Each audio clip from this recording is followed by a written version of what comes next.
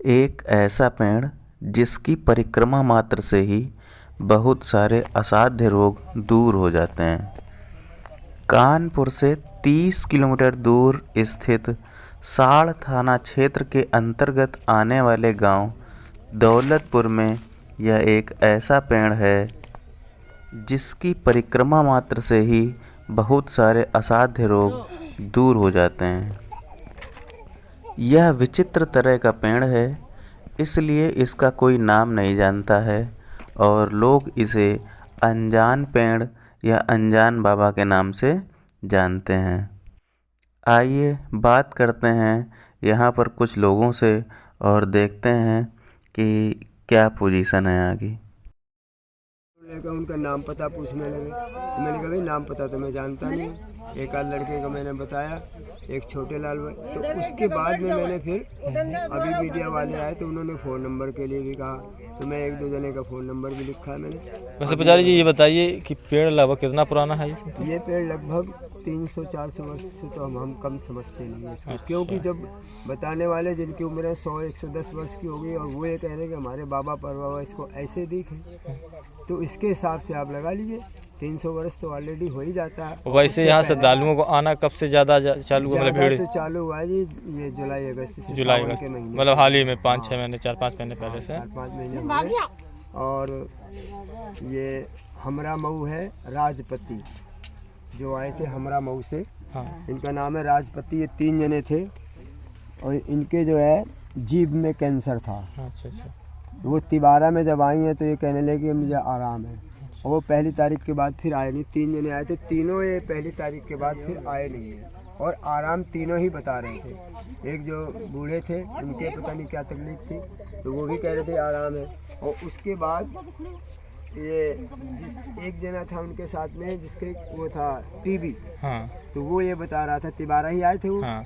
तो टीबी वाला ये बता रहा था कि पहले मेरे जब मैं खखार आती थी मेरा खून आया करता था। मतलब कुल मिला के इस पेड़ पे जो लोग आते हैं तो वो जिनके असाध्य मर्ज होते हैं वही लोग ज़्यादातर आते हैं। आसाद दिन सब सही हो जाते हैं। अच्छा उसके बाद जिसके टीबी थी, हाँ। वो तिबारा में बोला कि अब मेरे जो है खून नहीं आता है, सीने में दर्द है मेरे।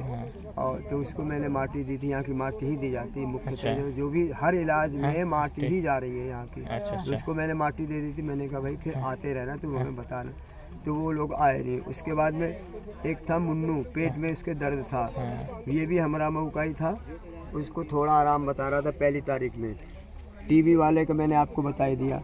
और उसके बाद में था एक राजेंद्र लड़का, उसकी घरवाली के जो है गर्भ नहीं रुका करता था, खंडित हो जाया करता था। तो वो यहाँ आया था और उसने जो था यहाँ मान के गया होगा।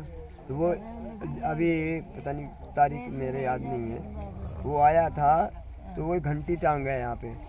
मेरे से कहा कि बाबा जी घंटी टांग दो। मैंने नाम पूछा उसका, भाई क्या नाम है? बोले राजेंद्र। कहाँ से आया भैया? तो उसने बताया राउतपुर चौधरीयान है कोई। मतलब कुल मिला के यहाँ जो लोग आते हैं जैसे अपाहिज हो या ऐसे टाइप के लोग हैं। हाँ। और टीवी वाले बच्चे भी नहीं होते हैं, वो लोग भी आए हुए हैं यहाँ। तो वो लड़का घंटी टांग के गया और ये कह के गया कि बाबा मेरा बच्चा ठीक ठाक पैदा होगा तो मैं यहाँ पर आकर के मूड़न छेदन जो भी कुछ है वो मैं कराऊंगा आकर के। उसके बाद में राम मूर्ति बुढ़वा गांव से आई थी, इनके पथरी थी। अच्छा। तो ये पथरी इनकी ठीक हो गई है, काफ़ी आराम बता रही है। वो भी अभी आई नहीं है क्योंकि पथरी मेरे लड़के की भी है।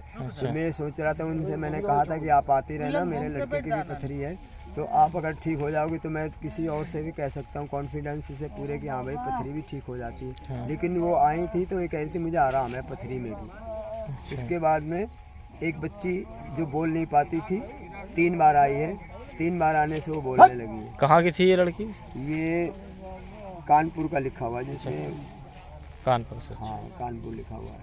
मतलब गूंगी थी वो, बाद में आने के बाद 3 बार में ही वो बता रहे बोलने लगी। फिर है शिखा यादव, ये हसनपुर देवरी है, हसनपुर देवरी।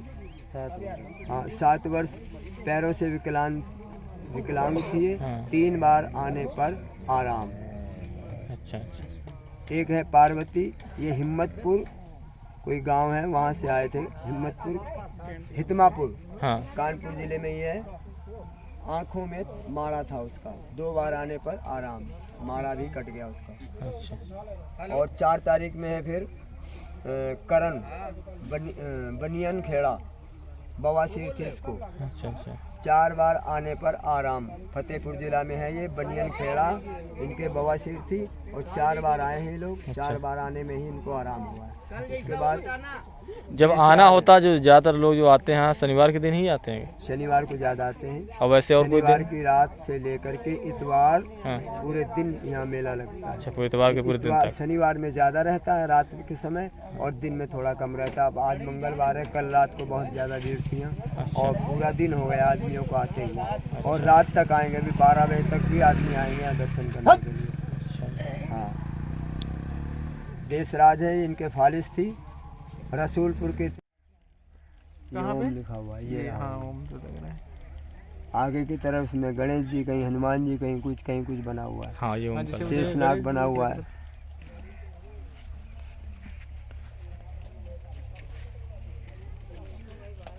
अब इसको अगर देखो तो पूरी आदम का तो लग रहा है आदमी की।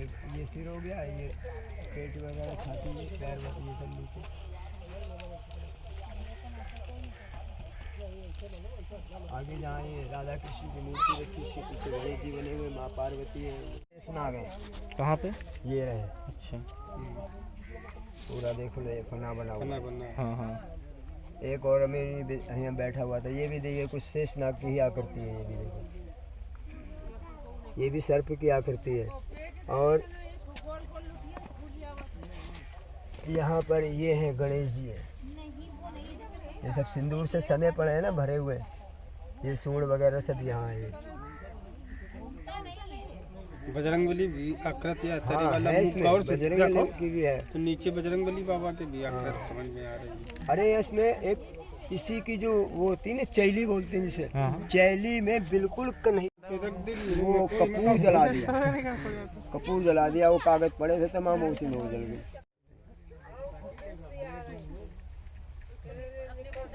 सुबह से लेके शाम हो जाती मेरी यहाँ की सफाई करते करते। इतवार के दिन कम से कम 10 टोकनियाँ मैंने छोटी वाली जो रखी है, प्रसाद फेंका है, जो कि सारा सिंदूर वगैरह में सना हुआ था, मट्टी में सना हुआ, सिंदूर में सना हुआ, जो खाने योग्य नहीं था। वो फिर मैंने जब ये कागज़ पर जो जला पड़ा है, सब इतवार के दिन का है। अच्छा, ये राख जितनी पड़ी है इतवार के दिन की अगरबत्तियों के खोलों की है ये।